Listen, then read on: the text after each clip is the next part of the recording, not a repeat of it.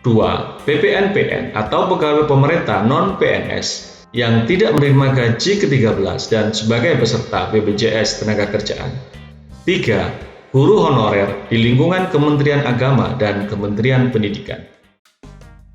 Baik, bagi Bapak Ibu yang baru bergabung di channel ini, silakan klik subscribe dan tekan loncengnya dulu, biar Bapak Ibu mendapatkan informasi video terbaru dari channel ini. Halo Sobat, Assalamualaikum. Kementerian Ketenagakerjaan telah menerima data sebanyak 3 juta calon menerima bantuan subsidi gaji atau upah atau bantuan langsung tunai BPJS Ketenagakerjaan untuk batch atau tahap kedua. Menteri Ketenagakerjaan Ibu Ida Fauzia menyatakan pencairan tahap kedua akan dilakukan pada minggu ini. Tadi kita sudah menerima data dari BPJS Ketenagakerjaan untuk 3 juta calon penerima bantuan subsidi gaji atau upah. Kita harapkan minggu ini juga bisa cair.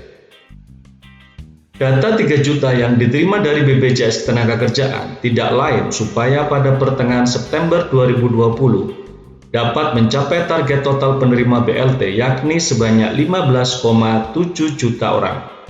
Proses yang akan dilakukannya sama seperti tahap pertama, yakni setelah menerima data dari BPJS Ketenagakerjaan, Kementerian Ketenagakerjaan akan mengecek terlebih dahulu data tersebut.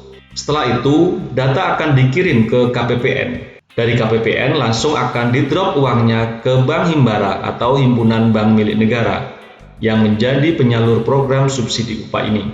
Dan dari Bank Himbara akan langsung ditransfer ke rekening para penerima yang menerima program ini. Pada batch pertama, terdapat pekerja yang menyerahkan nomor rekeningnya sudah dalam keadaan tidak aktif. Hal itu akan menyulitkan dalam proses penyalurannya. Berdasarkan pengalaman tersebut, Kementerian Ketenagakerjaan meminta pekerja untuk memastikan keaktifan nomor rekeningnya dan tidak boleh menyerahkan 2 nomor rekening. Begitu juga kepada pihak perusahaan supaya mengkomunikasikan kepada para pekerjanya supaya menyerahkan nomor rekening yang masih aktif.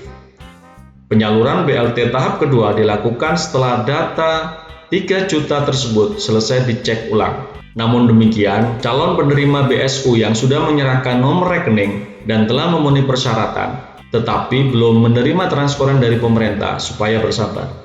Sepanjang penerima sudah menyerahkan nomor rekeningnya yang masih aktif, sepanjang sudah menjadi peserta BPJS Ketenagakerjaan atau telah memenuhi persyaratan yang ditentukan, maka sesungguhnya hanya tinggal menunggu waktu saja. Kementerian Tenaga memperluas kategori pekerja yang berhak menerima bantuan subsidi gaji pekerja berpenghasilan 5 juta ke bawah sebagai berikut. 1. Karyawan swasta yang merupakan peserta aktif BPJS Ketenagakerjaan dengan gaji di bawah 5 juta rupiah. 2. PPNPN atau pegawai pemerintah non-PNS yang tidak menerima gaji ke-13 dan sebagai peserta BPJS Ketenagakerjaan. 3. Guru honorer di lingkungan Kementerian Agama dan Kementerian Pendidikan. Sebelumnya, pegawai pemerintah baik BUMN dan PNS sudah pasti tidak akan menerima bantuan subsidi gaji ini.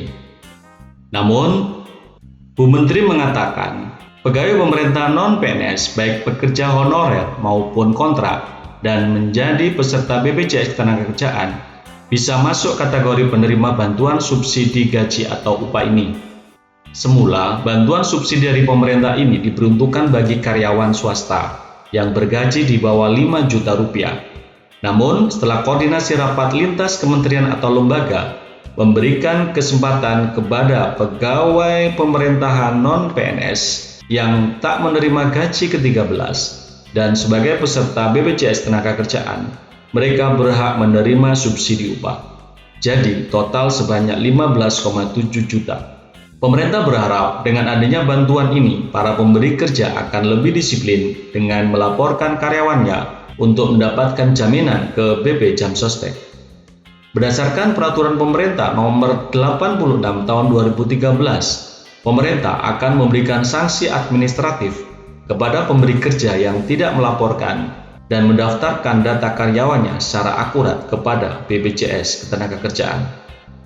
Subsidi upah merupakan program stimulus yang dikoordinasikan dan dibahas bersama Tim Satgas Pemulihan Ekonomi Nasional, Kementerian BUMN, Kemenaker, Kemenkeu, dan BPJS Ketenagakerjaan pada tahun 2020 ini. Terima kasih sobat sudah menonton, semoga bermanfaat. Silakan sobat tuliskan komentar di bagian bawah video ini.